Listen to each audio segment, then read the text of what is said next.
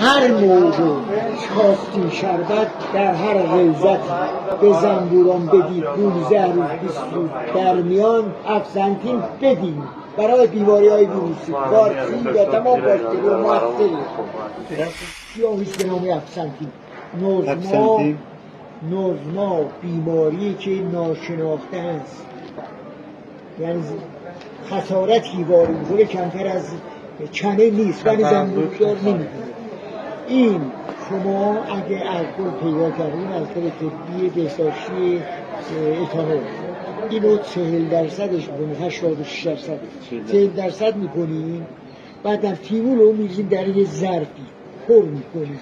افسنتینو خونه تیمون علفی دیگه، نه افسنتین چیز دیگه، یه علفی بکتریا داره، پر می‌کنی محکم، الکل می‌ریزی پر میشه، درشو میذاری در یک گوشه می‌ریزی 3 روز میمونه. بعد از 3 روز اینو از صافی میگذاره یه مایع محلول قرمز هم به دست میاره. به هر لیتر شربت 2 قاشق از این بریز.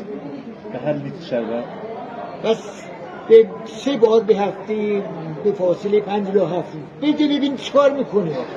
شما در ضمن خدا شاهده بدی صبح و برابر این زنبوران پرواز میکنن. الکل به اضافه اون حتی فرصت کردیم افسنتین رو دم بکنیم، نبات بریزیم دم بکنیم ببین چیه تا قدرتی بهتون بده.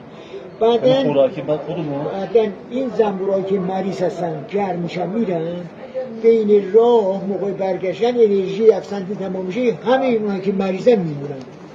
تمام زنبورای سالم برگردن.